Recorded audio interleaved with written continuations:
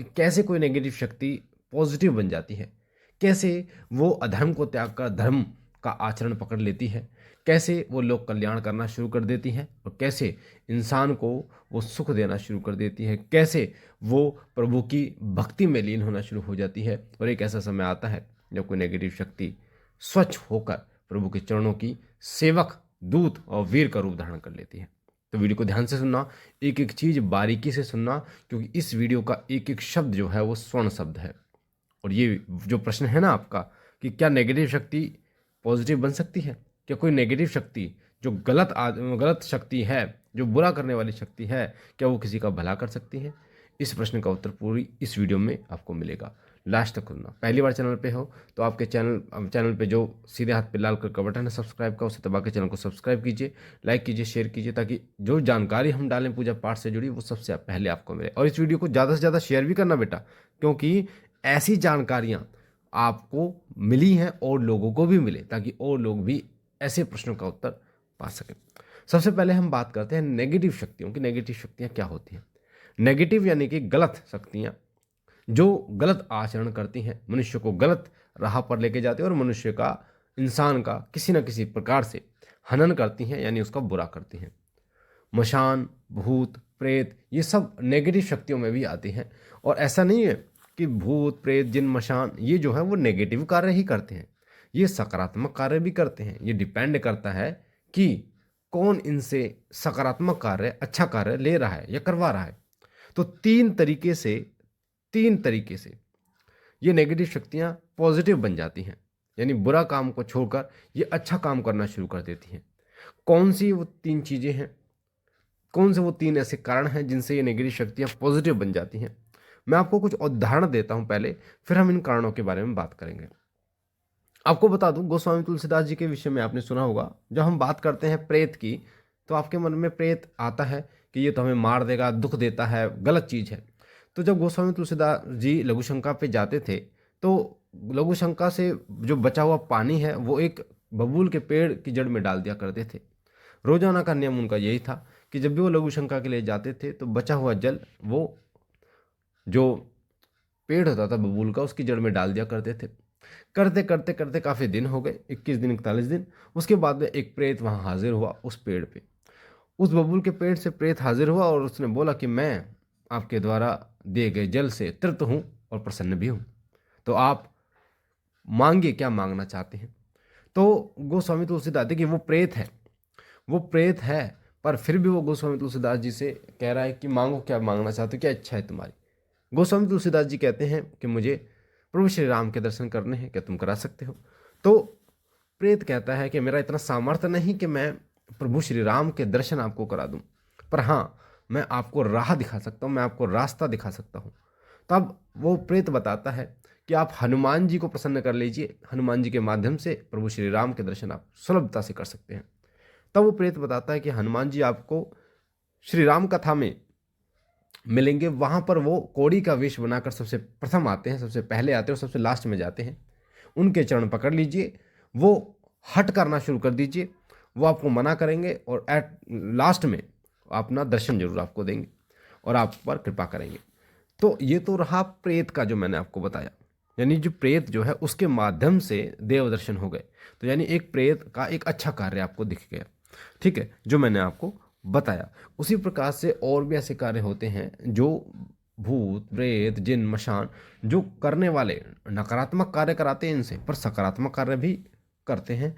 और तीन तरीके से ये शुद्ध हो जाते हैं और ये सकारात्मक कार्य करना शुरू कर देते हैं। सबसे पहला तरीका होता है, सुन लीजिए क्या कह रहा हूँ मैं।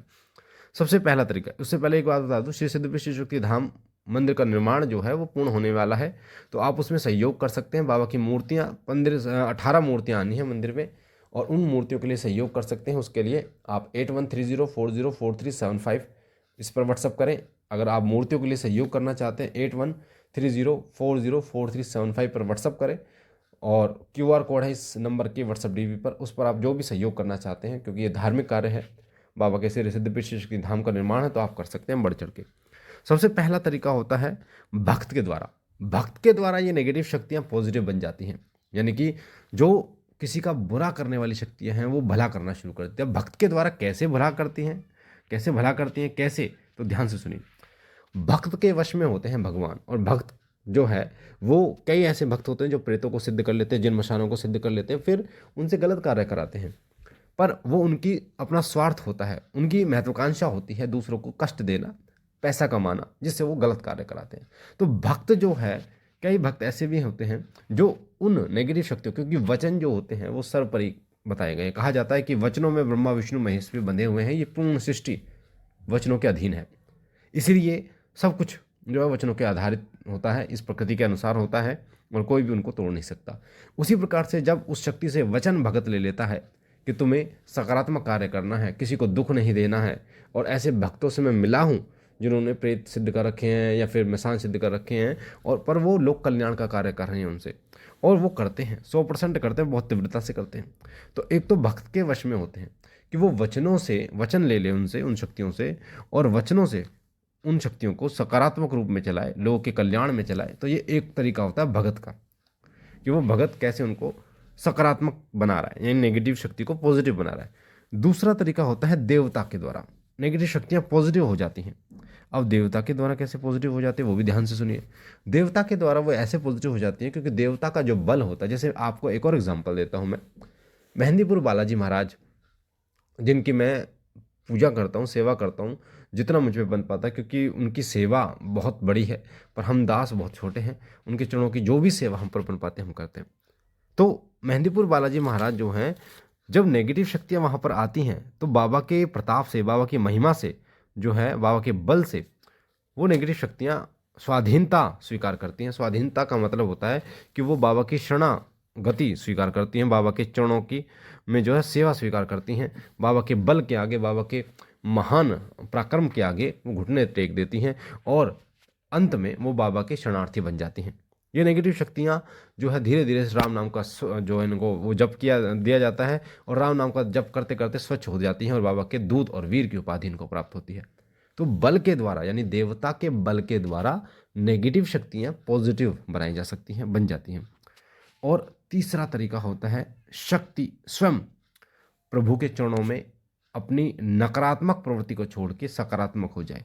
यानी कि जब वो किसी दरबार में जाती है नेगेटिव शक्तियाँ, और उस दरबार की महिमा, उस देवता की महिमा देखती हैं, और उसको जब अपना जो है वो मुक्ति का मार्ग दिखाई देता है उस दरबार में, तो वो स्वयं उनकी स्वाधीनता स्वीकार कर लेती है, और अपनी इच्छा से, क्योंकि जब उसको मुक्ति का मार्ग पता चलता है कि दूसरों के शरीर में रहकर और खान पीन जो भी सुख वो भोगती हैं ये सब टेम्परेरी हैं, और परमानेंट तो सिर्फ और सिर्फ प्रभु की भक्ति है, तो वो भक्ति की तरफ अग्रसर होती हैं और मुक्ति का मार्ग स्वयं चुनती हैं। ऐसे बहुत सारे प्रेत मैंने देखे हैं जो स्वयं स्वच्छ हुए, स्वच्छ होने के बाद प्रभु की भक्ति में वो लीन हुए, और उनको ये पता चला कि मुक्ति कितनी बड़ी चीज़ होती है, और इस संसार रूपी भवसागर से वो पार हुए। तो इन 3 तरीके से किसी भी नेगेटिव शक्ति को पॉजिटिव किया जा सकता है, जो मैंने आपको बताया। आशा है ये जानकारी आपको पसंद आई होगी। इस जानकारी को जितना हो सके उतना लोगों तक शेयर कीजिए, क्योंकि ऐसी जानकारियाँ बड़ी दुर्लभ है, नहीं मिलती, और ये जानकारियाँ आपको जो प्राप्त हो रही हैं ये श्री सिद्धपीठ शक्ति धाम के और शिव साधना के चैनल से, बाबा के आशीष से, आदेश से ही आपको प्राप्त होती हैं। हम जो बताते हैं उनके आशीष से, उनके आशीर्वाद से ही आपको बताते हैं, तो जो बाबा के वचन होते हैं।